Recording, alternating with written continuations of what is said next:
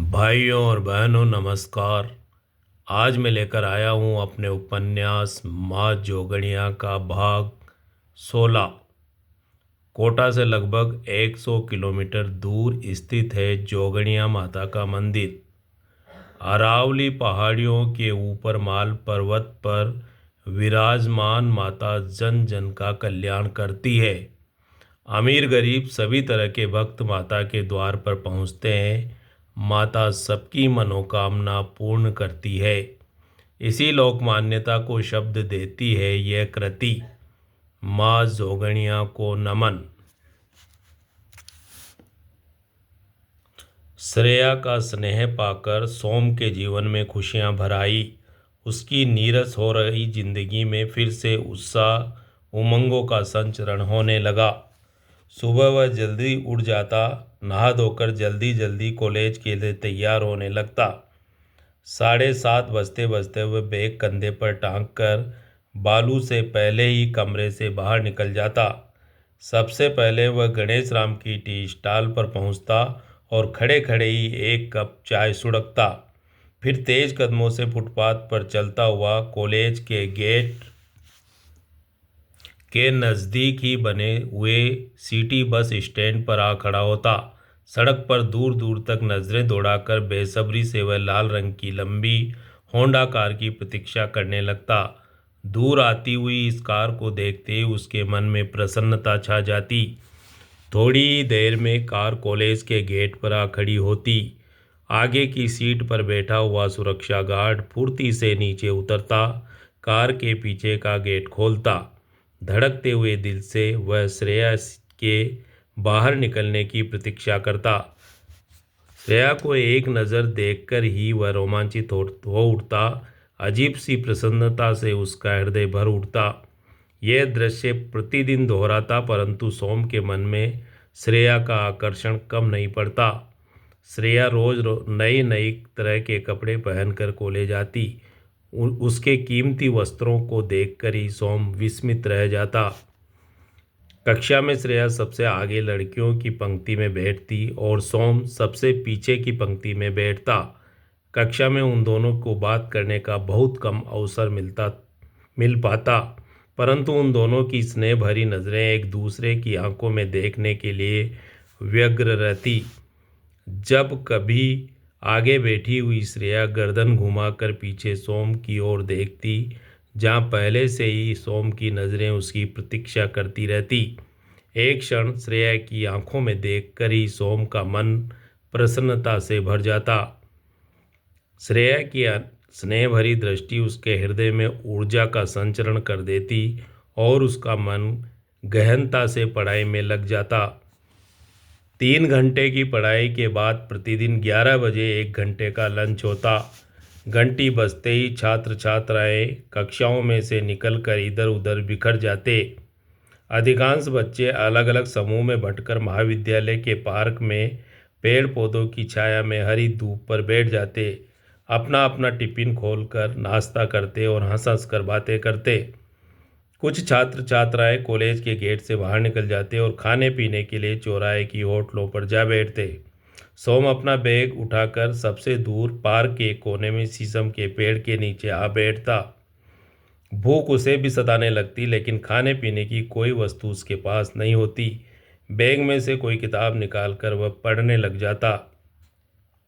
Park में अपनी सहेलियों के बीच में बैठी हुई श्रेया दूर कोने में शीशम के पेड़ के नीचे बैठे हुए सोम को देखती रहती। लड़कियां टिफिन में से प्रतिदिन तरह तरह के स्वादिष्ट व्यंजन लेकर आती। सब आपस में बांट बांट कर खाती, हंसती और बातें करती, लेकिन श्रेया का मन खाने पीने व बातें करने में नहीं लगता। सहेलियों के साथ वह बनावटी हंसी हंसती रहती। उसकी नज़रें बार बार दूर बैठे हुए सोम पर जा टिकती। कोई न कोई बहाना बनाकर वह उठ खड़ी होती और कुछ खाने की वस्तु सोम को भी दे आती। कक्षा में जब भी अवसर मिलता, श्रेया अपनी सीट पर से उठकर सोम के नज़दीक पहुंच जाती। वह उसके नज़दीक बैठ जाती और पढ़ाई के किसी भी विषय को लेकर उससे चर्चा करने लगती।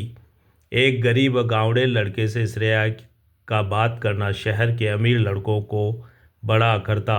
सोम के प्रति उनका मन ईर्ष्या से भर उठता। वे उससे घृणा करते और कक्षा में उसे जलील करने का प्रयास करते।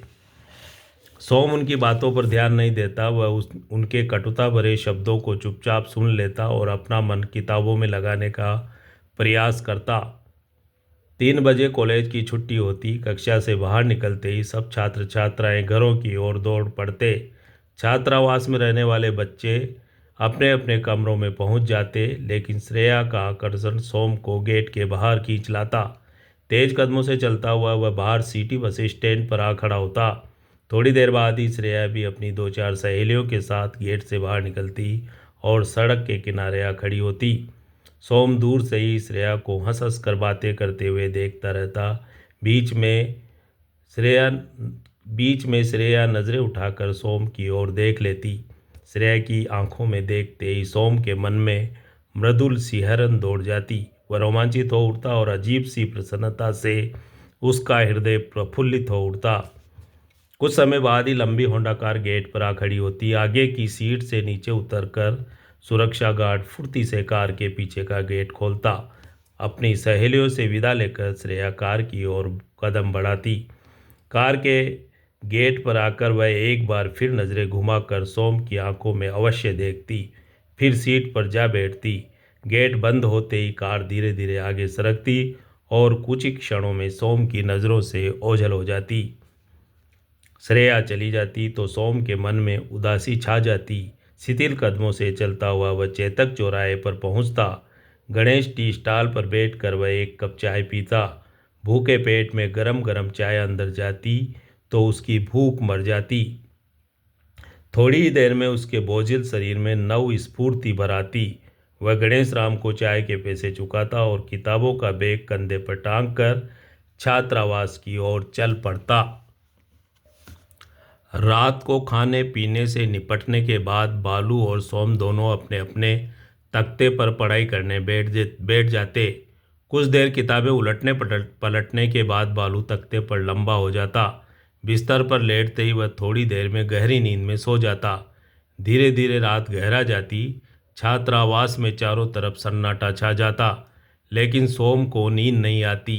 बार बार श्रेया का चेहरा उसकी आंखों में प्रकट हो आता।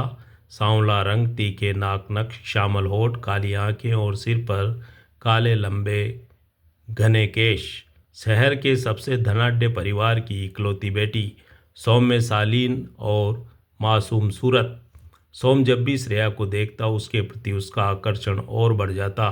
उसका मन करता कि श्रेया के चेहरे को वह जीवन भर देखता रहे, लेकिन यह उसे असंभव लगता। कहाँ वह एक गरीब भीलड़ माँ का बेटा और कहाँ वह शहर के सबसे अमीर बाप की इकलौती बेटी। शिक्षा ही एकमात्र रास्ता है जो उसे श्रेया के योग्य बना सकता है। यह विचार दिमाग में आते ही उसका मन फिर पढ़ने में लग जाता। तो भाइयों और बहनों, यह था मेरे उपन्यास माँ जोगणिया का भाग 16। अगला भाग लेकर मैं फिर शीघ्र ही आपके बीच हाजिर होऊंगा। धन्यवाद।